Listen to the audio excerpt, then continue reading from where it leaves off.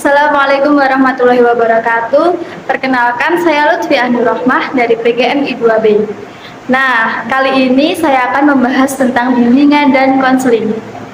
Jadi, sebelum kita membahas lebih dalam tentang bimbingan dan konseling, ada baiknya kita mempelajari tentang sejarah bimbingan dan konseling sendiri.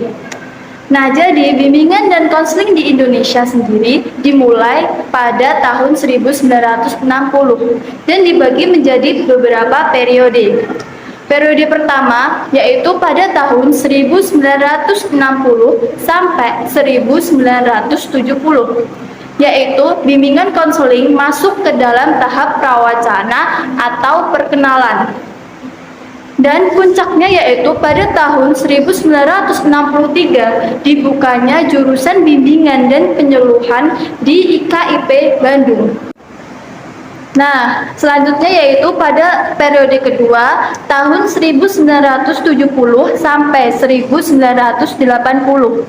Pada periode ini bimbingan dan konseling masuk ke tahap pemasyarakatan.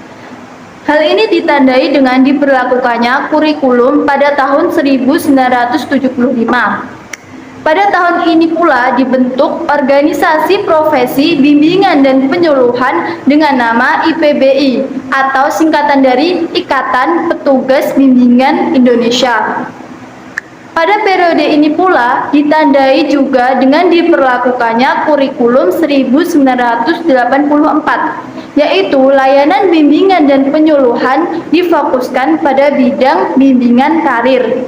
Nah, selanjutnya periode ketiga yaitu pada tahun 1980 sampai tahun 2000. Pada periode ini bimbingan dan konseling masuk ke tahap konsolidasi, yaitu IPBI bekerja keras untuk mengubah kebijakan bahwa layanan bimbingan dan penyuluhan itu dapat dilaksanakan oleh semua guru. Ditandai dengan yang pertama, diubahnya secara resmi kata penyuluhan menjadi kata konseling. Yang kedua yaitu pelayanan BK di sekolah hanya dengan guru pembimbing khusus.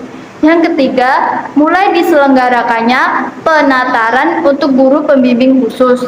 Yang keempat yaitu ada formasi untuk pengangkatan guru pembimbing khusus. Periode keempat pada tahun 2000 sampai sekarang. Nah, bimbingan konseling masuk ke tahap lepas landas.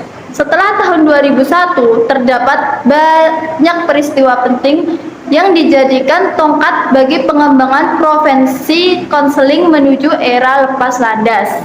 Nah, setelah kita mempelajari tentang sejarah bimbingan dan konseling, sekarang kita akan mempelajari tentang pengertian, tujuan, dan fungsi dari bimbingan konseling.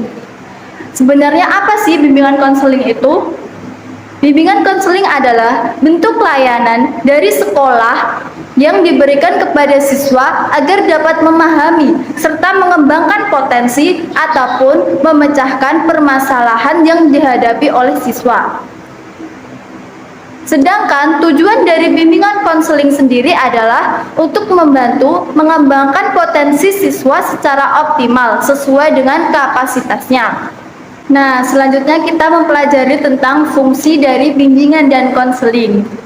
Di sini ada 9 fungsi. Yang pertama yaitu fungsi pencegahan.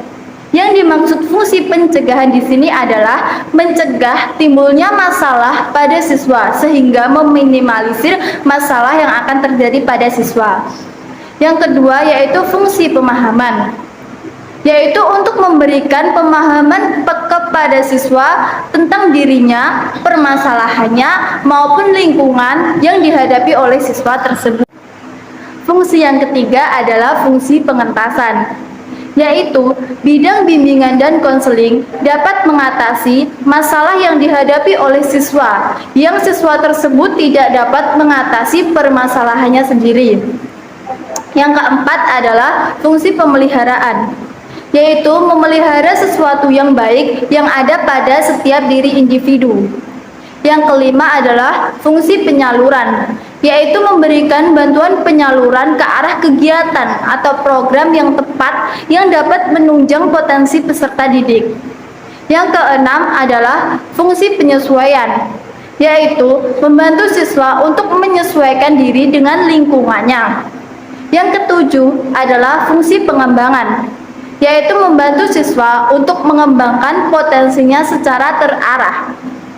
Yang kedelapan adalah fungsi perbaikan, yaitu untuk memecahkan masalah-masalah yang dihadapi siswa. Yang terakhir atau fungsi yang kesembilan yaitu fungsi advokasi, yaitu membantu siswa memperoleh pembelaan atas hak dan kepentingan yang terabaikan. Nah, yang terakhir adalah kita akan membahas tentang prinsip dan landasan. Yang pertama yaitu tentang prinsip. Prinsip adalah aturan main yang harus diikuti dalam pelaksanaan program bimbingan dan konseling. Di sini prinsip ada 4, yaitu yang pertama prinsip yang berkenaan dengan sasaran layanan. Yang dimaksudkan yaitu program pelayanan bimbingan dan konseling tidak melihat orang, maupun itu usianya, agamanya, rasnya, dan budayanya. Jadi menerima semuanya. Yang kedua yaitu prinsip-prinsip yang berkenaan dengan masalah individu. Yang ketiga yaitu prinsip-prinsip yang berkenaan dengan program pelayanan. Yang keempat yaitu prinsip-prinsip yang berkenaan dengan tujuan dan pelaksanaan pelayanan.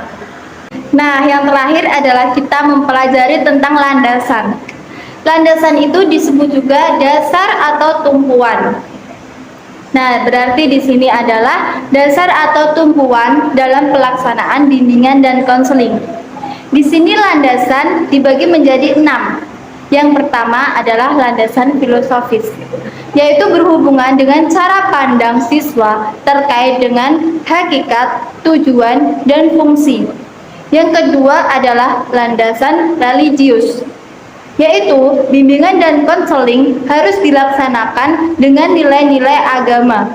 Yang ketiga, landasan psikologis, yaitu untuk memfasilitasi siswa dari aspek psikisnya. Yang keempat yaitu landasan sosial budaya, yaitu pemahaman tentang sosial dan budaya terhadap perilaku siswa. Yang kelima adalah landasan ilmiah dan teknologi, yaitu landasan yang mempelajari tentang ilmu pendidikan dan teknologi. Yang keenam yaitu landasan pedagosis, yaitu membantu membimbing siswa untuk menyelesaikan permasalahannya secara mandiri. Terima kasih.